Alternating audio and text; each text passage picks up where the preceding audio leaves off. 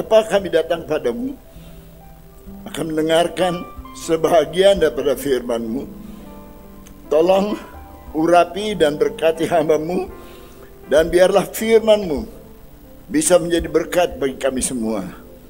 Dalam nama Tuhan Yesus, Tuhan dan Juru Selamat kami telah berdoa dan mengucap syukur. Amin, amin. Silakan duduk saudara-saudara. Kita akan membuka firman Tuhan di dalam Kisah Rasul-Rasul pasal 2. Ayatnya cukup banyak, 1-13. Karena itu nanti saya minta Pak Jimmy tolong membacakan ayat-ayat ini. Kisah Rasul-Rasul pasal 2 ayat 1 sampai ayat 13. Amin. Itu kisah Pentakosta, kisah pencurahan Roh Kudus. Mari Pak Jimmy, tolong. Mungkin mesti pakai mic ya, supaya saudara-saudara bisa mendengar.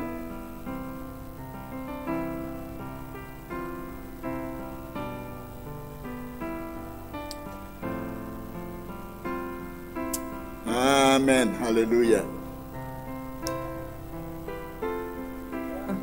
Kita perhatikan dalam Kisah Para Rasul pasal 2 ayat 1-13. Di ayat-ayat yang tadi sudah dikatakan kelahiran daripada gereja. Ketika tiba hari Pentakosta, semua orang percaya berkumpul di suatu tempat. Tiba-tiba turunlah dari langit suatu bunyi seperti tiupan angin keras yang memenuhi seluruh rumah di mana mereka duduk. Dan tampaklah kepada mereka lidah-lidah seperti nyala api yang bertebaran dan hinggap pada mereka masing-masing. Maka penuhlah mereka dengan Roh Kudus. Lalu mereka mulai berkata-kata dalam bahasa-bahasa lain seperti yang diberikan oleh Roh itu kepada mereka untuk mengatakannya. Ayat 5. Waktu itu di Yerusalem diam orang-orang Yahudi yang saleh dari segala bangsa di bawah kolong langit. Ketika turun bunyi itu, berkerumunlah orang banyak. Mereka bingung karena mereka masing-masing mendengar rasul-rasul itu berkata-kata dalam bahasa mereka sendiri. Mereka semua tercengang-cengang dan heran, lalu berkata, "Bukankah mereka semua yang berkata-kata itu orang Galilea? Bagaimana mungkin kita masing-masing mendengar mereka berkata-kata dalam bahasa kita sendiri, yaitu bahasa yang kita pakai di negeri asal kita? Kita orang Parsia, Media, Elam, penduduk Mesopotamia, Yudea dan Kapadokia, Pontus dan Asia, Frigia dan Pamfilia, Mesir, dan daerah-daerah Libya yang berdekatan dengan Kirene, pendatang-pendatang dari Roma, baik orang Yahudi maupun penganut agama Yahudi, orang Kreta dan orang Arab, kita mendengar mereka berkata-kata dalam bahasa kita sendiri tentang perbuatan-perbuatan besar yang dilakukan Allah." Mereka semua tercengang-cengang dan sangat termangu-mangu sambil berkata seorang kepada yang lain, "Apakah artinya ini?" Tetapi orang lain menyindir, "Mereka sedang mabuk oleh anggur manis." Amin. Terima kasih Pak Jimmy. Saudara sudah mendengar kisah mengenai hari Pentakosta. Saudara-saudara, Pentakosta itu artinya hari yang ke-50. Hari yang ke-50. Dari mana ini berasal? Ini merupakan perayaan yang berasal dari perjanjian lama. Kalau kita melihat di dalam Bilangan 28:26, di situ dikatakan pada hari raya bulu hasil, pada waktu kamu mempersembahkan korban sajian baru kepada Tuhan, pada hari raya lepas 7 minggu, haruslah kamu mengadakan pertemuan yang kudus.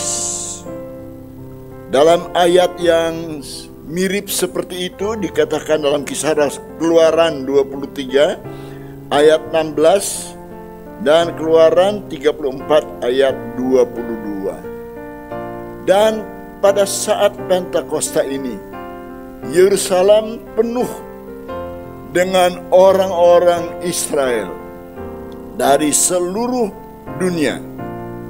Orang-orang Israel yang dinamakan proselit, artinya mereka di negara-negara lain, kerajaan-kerajaan lain, tapi mereka tetap beragama Yahudi. Dan mereka diperintahkan pada hari Pentakosta itu harus kembali ke Yerusalem untuk merayakan hari yang besar itu. Jadi Yerusalem penuh dengan orang-orang Israel dari berbagai-bagai penjuru dunia. Kita bisa bayangkan bagaimana ramainya pada waktu itu, waktu Roh Kudus dicurahkan. Dan saudara-saudara, pada hari Pentakosta itu, Roh Kudus dicurahkan. Kita baca tadi dalam firman Tuhan apa yang terjadi. Tiba-tiba sementara mereka berdoa, firman Allah katakan turunlah angin ribut yang cukup keras di ruangan itu. Dan kedua, lidah api turun dan hinggap di kepala mereka masing-masing. Dan yang ketiga, mereka mulai berkata-kata dalam berbagai-bagai bahasa. Saudara-saudara, ini menjadi suatu lambang mengenai Roh Kudus. Api, lambang Roh Kudus. Angin, lambang Roh Kudus. Berkata-kata dalam berbagai bahasa, itu jelas berasal daripada Roh Kudus. Kita akan memikirkan beberapa kebenaran ini. Yang pertama, mengenai api yang bagaikan lidah di kepala mereka masing-masing. Saudara-saudara, kalau kita membaca firman Tuhan, kita melihat bahwa api melambangkan Roh Kudus. Pada waktu Musa menggembalakan ternak dari ayahnya, ayah mantu, tiba-tiba di padang dia melihat belukar yang bernyala. Dan waktu dia tertarik dengan itu dan ingin melihat, karena belukarnya bernyala tetapi tidak menjadi gosong, tidak terbakar. Tiba-tiba waktu dia mendekati, Tuhan bilang, Musa, tanggalkanlah kasutmu, jangan ke situ, karena tempat engkau berdiri itu kudus. Jadi Musa tidak jadi mendekati karena Tuhan bilang bahwa tempat itu kudus. Dalam peristiwa Pentakosta kita melihat berbagai-bagai api berbentuk lidah hinggap di kepala orang-orang yang berdoa. Saudara, api melambangkan kekudusan, kesucian. Jadi waktu Roh Kudus dicurahkan, Roh Kudus mengingatkan anak-anak Tuhan supaya mereka jadi anak-anak yang suci, anak-anak yang kudus. Saudara, kalau kita observe, kita melihat orang-orang Kristen, kita memuji Tuhan kalau terjadi perubahan-perubahan di dalam kehidupan orang Kristen. Lifestyle mereka berubah. Dulu mereka malas ke gereja, sekarang mereka rajin, semangat ke gereja. Saya berharap sekarang ini lebih bebas. Kita bisa tambahkan mungkin 50 kursi, supaya lain kali orang bisa datang berbakti. Jadi saudara-saudara, kita melihat bahwa pada waktu itu Roh Kudus dicurahkan. api melambangkan Roh Kudus. Kalau kita melihat kehidupan anak-anak Tuhan, ya, bisa gampang kita melihatnya. Kita bersyukur ada kemajuan. Ya, ada orang yang kurang suka berdoa, sekarang suka berdoa. Kurang setia berbakti, sekarang berbakti dengan sungguh-sungguh. Berdoa, sekarang berdoa dengan sungguh-sungguh. Memberi persembahan, memberi. Dulu tidak, sekarang memberi. Baca firman, dulu tidak, sekarang rajin membaca firman Tuhan. Dulu tidak setia ke gereja, sekarang sudah setia ke gereja. Kalau kita melihat ini, kita senang. Melihat gaya hidup, lifestyle dari anak-anak Tuhan itu berubah. Ada kemajuan. Tetapi saudara-saudara, lifestyle itu tidak terlalu penting, ya. Kita harus secara karakter juga berubah. Bukan hanya kebiasaan-kebiasaan anak-anak Tuhan, tapi juga kebiasaan-kebiasaan diri kita, karakter kita. Dulu kita suka gosip. Ada yang tidak suka gosip di sini? Tidak ada ya. Puji Tuhan. Tuhan memberkati saudara-saudara. Ada yang suka menjelek-jelekan saudaranya seiman, khusus di belakang ngomongin, ya. Tapi kalau dibuka, baik-baik dibuka. Ada juga saudara-saudara, kalau lagi marah, wah, susah dikendalikan. Jadi harus dibiarkan sampai dia mengeluarkan semua kemarahannya, baru bisa ditegur atau dinasehati. Suka berdusta. Di keluarga suka benturan dengan istri, dengan anak-anak. Ini orang-orang Kristen yang lifestyle-nya berubah, tetapi karakternya tidak berubah. Sayang sekali saudara-saudara, kalau kita baca firman Tuhan bahwa Tuhan menginginkan agar kita berubah, bukan hanya lifestyle tetapi karakter kita berubah. Amin. Amin. Amin. Saudara mau berubah? Coba saya mau lihat. Angkat tangan dengan saya kalau mau berubah. Yes. Thank you, puji Tuhan, ya. Bertangan. Memang itu yang diperlukan dalam hidup ini. Kalau kita ingin diberkati oleh Tuhan, tidak hanya lifestyle, tapi karakter kita harus berubah. Firman Tuhan memberitahukan kepada kita bahwa kita ini suci. 1 Korintus 3 16 dan 1 Korintus 6 ayat 19. Kita berubah. Dahulu kita hidup di dalam dosa, tapi sekarang kita tidak lagi hidup dalam dosa. Memang saudara-saudara, sekali-kali karena kekurangan, kelemahan, karena situasi, kita bisa melakukan hal yang tidak berkenan kepada Tuhan. Tapi kita tidak mau berhenti sampai di situ. Kita mau maju terus, perbaiki kehidupan kita, karakter kita, supaya kita bisa selalu berkenan kepada Tuhan. Firman Tuhan mengatakan bahwa orang yang mau melihat Allah itu harus orang yang suci. Nah, saudara, jangan gambarkan suci sebagai kain putih yang tidak ada coret-coret atau apa-apa, polos. Itu bukan suci. Suci itu adalah karakter kita.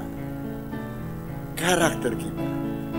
Kita tidak sama dengan orang-orang dunia atau orang-orang yang belum bertobat. Tapi kita sudah mengenal Kristus dan kita hidup menurut firman Tuhan. Kelakuan kita sesuai dengan firman Tuhan. Jadi waktu Pentakosta kita melihat api dari surga turun, menandakan bahwa Tuhan menginginkan kekudusan, kesucian di hati kita masing-masing. Pujilah nama Tuhan. Saudara-saudara, ini hal yang sangat serius. Kalau kita tidak hati-hati, kita pikir kita masuk surga, tapi ternyata tidak. Ya, sebab firman Allah memberitahukan pada waktu Yesus datang, banyak orang Kristen yang datang kepada Tuhan dan bilang, saya rajin ke gereja, saya rajin berdoa, saya membaca firman, saya kasih persembahan, mengajar dan lain-lain. Tapi Tuhan bilang, sorry, tapi saya tidak mengenal Anda. Memang karakter sudah berubah, saudara. Tapi kelakuan, perbuatan belum berubah. Jadi Tuhan mengharapkan kita mengalami perubahan dan juga karakter kita sebagai anak-anak Tuhan. Yang kedua, kita baca turunlah angin seperti angin ribut di ruangan itu, kendati sebenarnya hanya suara, tapi anginnya tidak ada.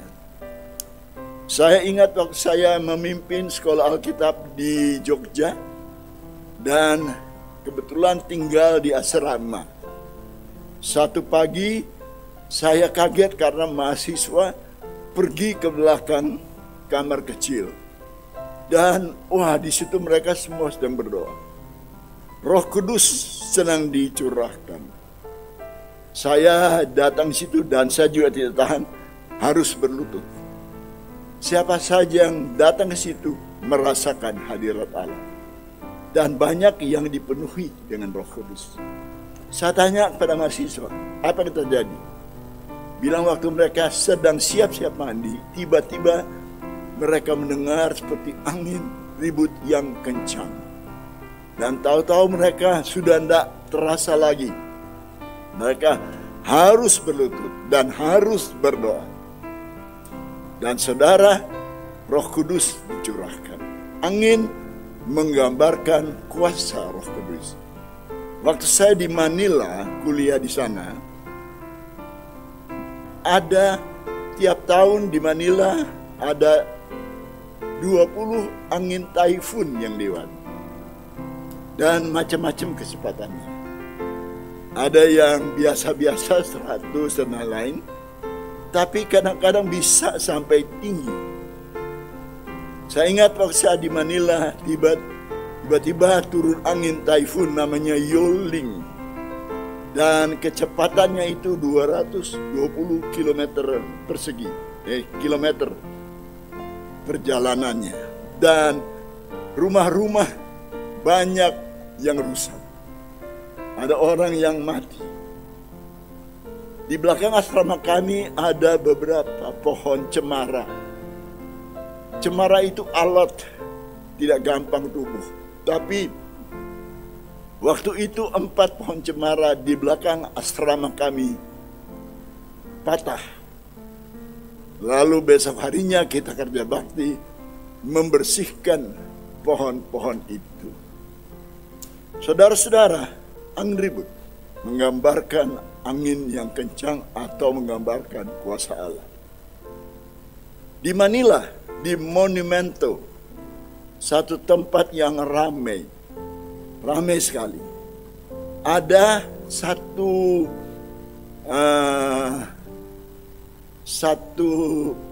papan yang besar, yang kuat dan lain-lain, yang berisi reklame dari satu produk. Itu kuatnya luar biasa. Kalau ditarik oleh mobil, mungkin 2-3 mobil, tidak akan bengkok. Tapi pada waktu Yoling datang, papan ini bengkok, besinya bengkok.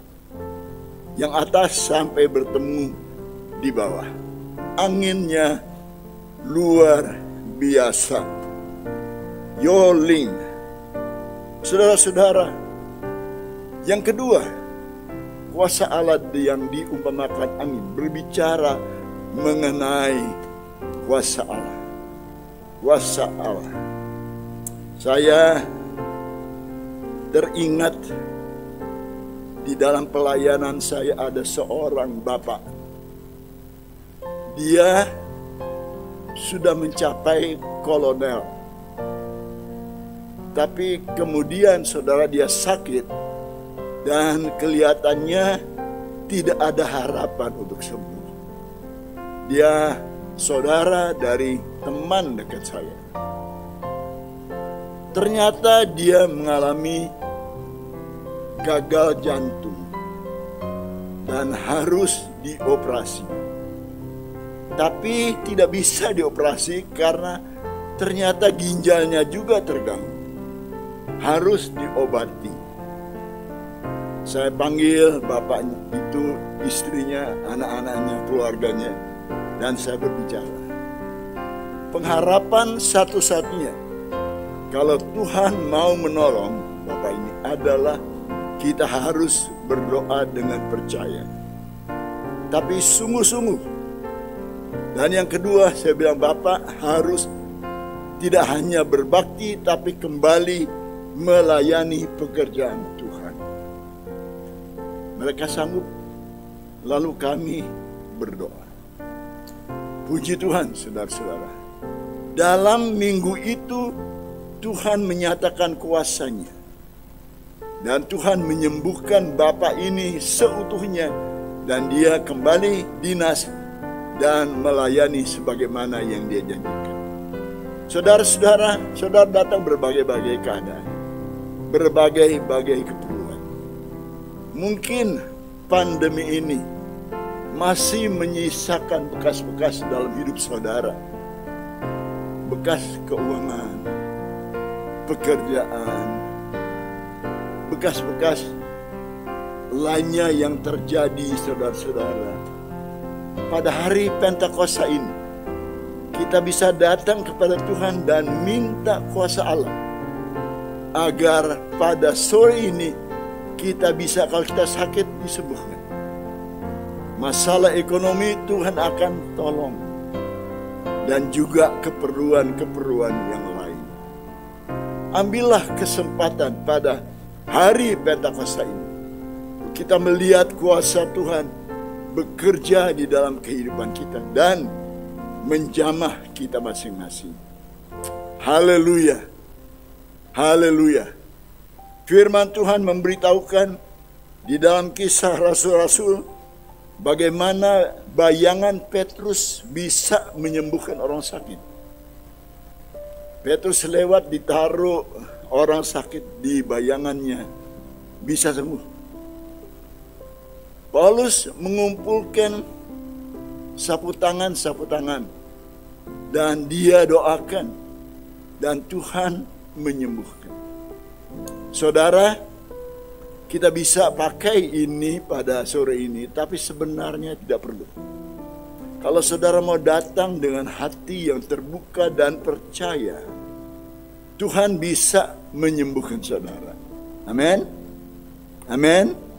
Tuhan bisa menolong saudara dari apapun yang saudara alami dalam kehidupan saudara-saudara. Saudara-saudara, itulah Pentakosta. Tuhan turun dengan kekudusannya. Kedua, Tuhan turun dengan kuasanya. Dan ketiga, firman Allah memberitahukan bahwa pada saat itu mereka mulai berkata-kata dalam berbagai-bagai bahasa. Apa yang mereka katakan? Mereka menyaksikan mengenai cinta Tuhan. Mereka dengar. Ini orang-orang Yahudi yang misalnya orang Indonesia yang dari Singapura, dari Malaysia, dari Afrika yang datang ke Jakarta. waktu Roh Kudus dicurahkan, saudara mendengar orang-orang percaya yang sedang berdoa itu berkata-kata dalam bahasa di mana saudara berasal. Itu sebabnya mereka heran. Mereka heran. Ini kan yang berdoa orang-orang Nazaret. Kenapa mereka bisa berkata-kata demikian?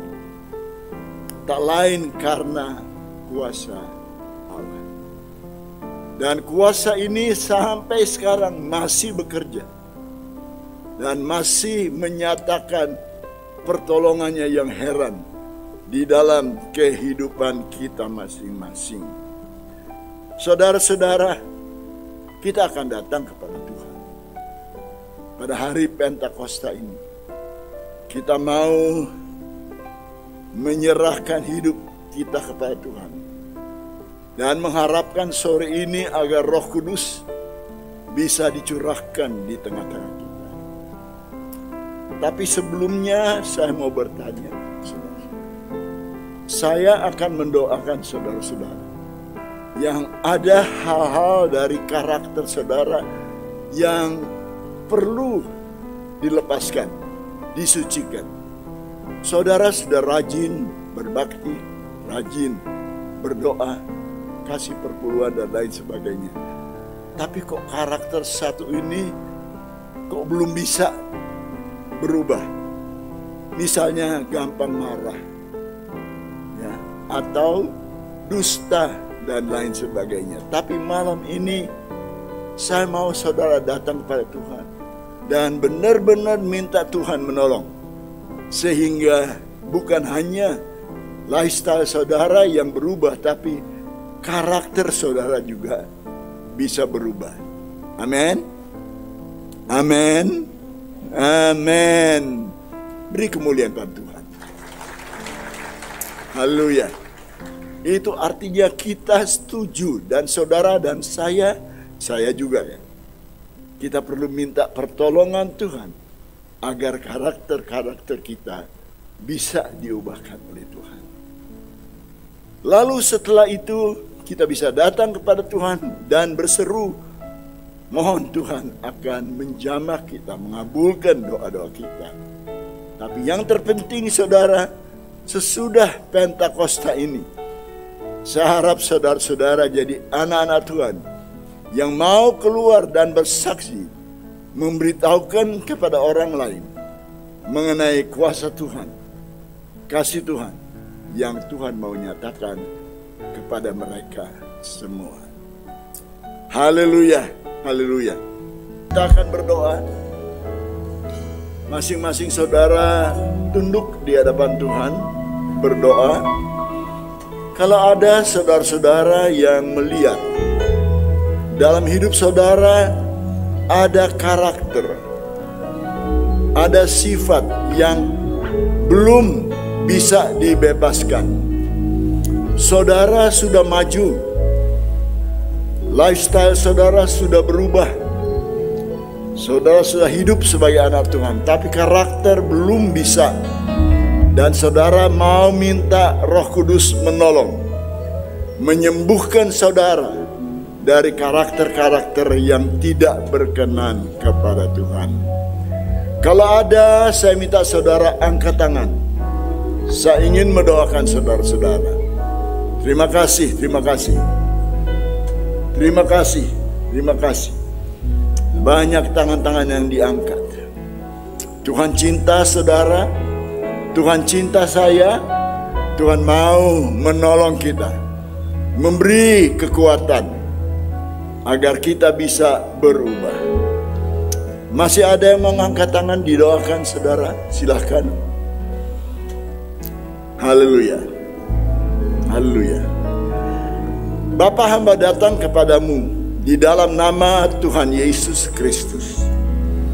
Engkau melihat tangan saudara-saudaraku yang terangkat ini, yang menyatakan bahwa mereka rindu mendapatkan pertolongan daripada Tuhan, agar karakter mereka yang tidak berkenan kepada Tuhan, yang belum bisa dilepaskan, sifat-sifat pada malam ini dengan pertolongan Roh Kudus, kami bisa mengalami pembebasan dari karakter yang tidak berkenan kepada Tuhan. Haleluya, haleluya. Hamba juga berdoa sesuai dengan firman-Mu. Kalau ada saudara-saudaraku yang sakit, yang mengalami masalah keluarga, masalah rumah tangga, ekonomi, pekerjaan, dan lain sebagainya. Kalau ada masalah akibat pandemi ini, pada malam ini saya minta dalam nama Tuhan Yesus Kristus, Anda dibebaskan, dilepaskan, dan mendapatkan kemenangan di dalam Kristus. Dan saudara tidak perlu sama lagi. Saudara sudah berubah, dikerjakan oleh Roh Kudus. Terima kasih Tuhan. Segala puji hormat, syukur kami naikkan kepadamu. Dalam nama Tuhan Yesus Kristus, Tuhan dan Juru Selamat kami telah berdoa. Amin, amin. Beri kemuliaan kepada Tuhan saudara-saudara. Haleluya.